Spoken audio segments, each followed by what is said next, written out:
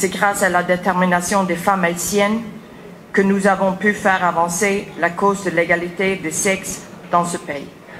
Je salue toutes les femmes qui ont occupé la fonction de ministre à la condition féminine et également le seul homme qui a occupé ce poste.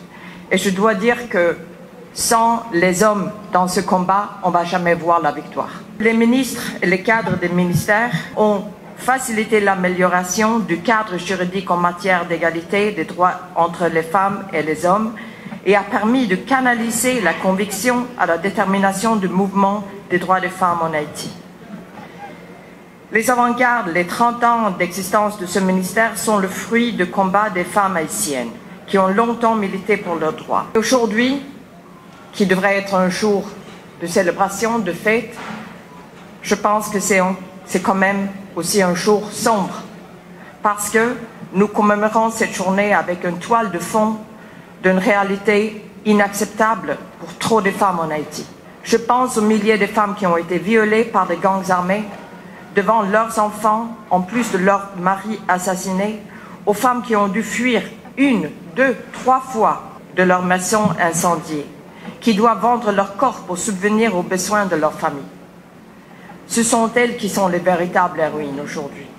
Les survivantes de cette crise, et il est urgent de leur assurer l'accès au soutien et la dignité, l'assistance qu'elles ont le droit de réclamer, santé, soins de traumatologie, soutien économique et un appui juridique. La promotion des femmes ne concerne pas seulement les femmes, mais toute la société haïtienne.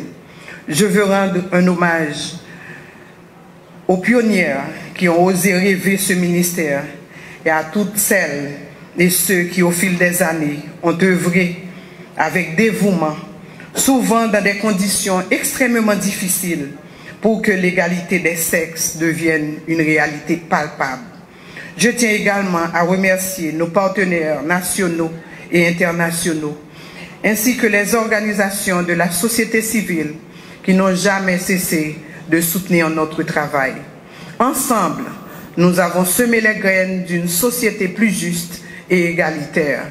En ce jour de commémoration, nous ne nous contentons pas seulement de célébrer le passé, mais nous nous tournons résolument vers l'avenir. Il reste beaucoup à accomplir. Renforcer le cadre législatif, intensifier la lutte contre les violences faites aux femmes et filles, garantir l'accès des jeunes filles à une éducation de qualité et offrir aux femmes davantage de responsabilités. Le chemin vers l'égalité est encore long. Nous avançons avec confiance et détermination. En célébrant ces 30 ans d'existence, nous réaffirmons aujourd'hui notre engagement commun pour un avenir meilleur pour toutes et tous. Que vive le ministère à la condition féminine et aux droits des femmes, que vive la lutte pour l'égalité en Haïti. 30 années se sont écoulées depuis la création du ministère de la condition féminine et des droits des femmes en Haïti. Une institution née de courage, de persévérance et de la vision de femmes et d'hommes engagés dans la défense des droits et de la dignité de nos mères, de nos sœurs et de nos filles. Ce ministère représente bien plus qu'une structure administrative. Il incarne le combat et l'espoir d'une nation qui reconnaît la place centrale des femmes dans son avenir. À cette occasion, il est le ministre de rendre hommage à toutes celles qui ont pavé le chemin, aux pionnières qui, il y a 30 ans, ont osé élever la voix pour réclamer un espace de justice et de respect pour chaque femme haïtienne. À travers des années de défis et de résilience, ces femmes ont tracé le chemin pour que le ministère voie le jour et aujourd'hui, nous leur rendons hommage. Car c'est grâce à leur lutte que nous sommes ici. Au cours de ces 3 dernières décennies, le ministère a accompli des avancées significatives. Nous pouvons avec fierté parler des initiatives qui ont permis de promouvoir les droits des femmes, de lutter contre la violence basée sur le genre et de créer des opportunités pour que nos mères, nos filles et nos épouses puissent s'épanouir pleinement dans la société haïtienne. Grâce à des projets de formation, d'accompagnement et d'intégration économique, le ministère a véritablement contribué à améliorer les conditions de la vie des femmes, à renforcer leur autonomie et à briser des barrières qui entravent leur potentiel. Je tiens, au nom du gouvernement, à réitérer notre engagement ferme en faveur de l'égalité de genre et de l'autonomisation des femmes. Nous allons continuer à travailler main dans la main avec nos partenaires internationaux, nos organisations locales et notre société civile pour bâtir un avenir où chaque femme haïtienne se sentira protégée, respectée et encouragée à participer activement à la vie de notre pays.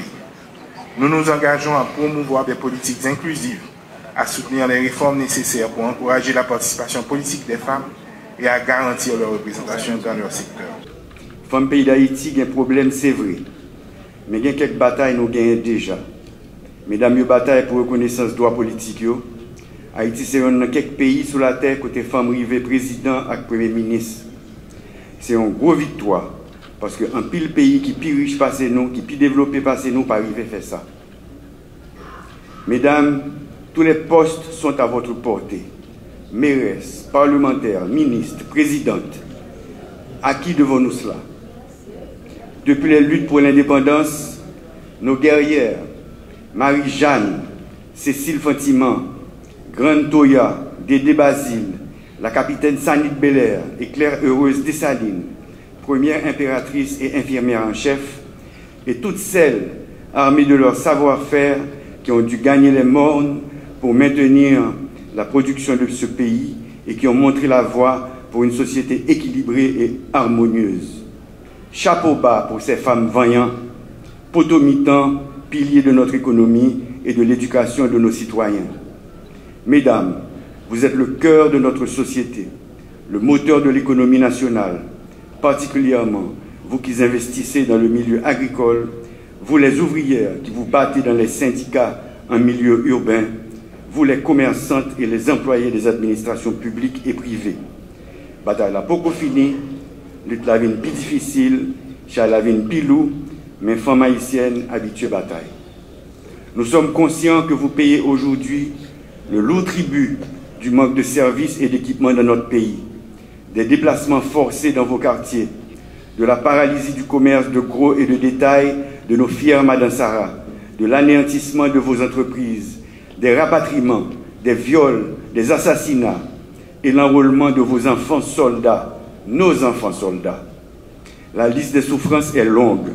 Cependant, plus que jamais, la nation compte sur vous, mesdames, dans le combat pour une société harmonieuse, pour le rétablissement de la sécurité et le retour de la vie dans nos quartiers. Mais pour ça, faites vraiment. Il faut que l'État mette des priorités sur tout service à équipement dans la ville et dans le bouc pour soulager les filles et les femmes. Il faut que vous mettez de l'eau potable pour les filles, pas obligé à aller chercher de l'eau bien loin et qui pénalise dans tout ça à entreprendre. Dans mon parcours professionnel et grâce à vous, mesdames, j'ai appris qu'aucun changement radical et positif ne peut se faire dans notre pays sans l'intervention des femmes. Mesdames, nous mettons compter sur moi. On nous travaille ensemble pour la vie meilleure. Pas bien société sans force côté tout le monde c'est monde, sans bataille famille. Je vous souhaite donc une heureuse célébration de ce ministère. Femme voyant Papéchaï.